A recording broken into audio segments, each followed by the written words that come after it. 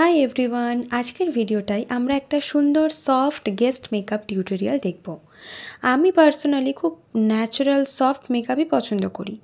তো এখন যেহেতু সামার সিজন, তাই প্রথমেই একটা ওয়াটার বেস ময়শ্চারাইজার ইউজ করে নিলাম। এরপর অল্প একটু কালার কারেক্টিং করে আমি চলে গেলাম ফাউন্ডেশনে। ফাউন্ডেশনটা ভালো করে ব্লেন্ড করে হাইলাইট জোনে কনসিলার অ্যাপ্লাই করে এরপর পুরো ফেসে লুজ পাউডার ইউজ করে আমি মেকআপটা সেট করলাম।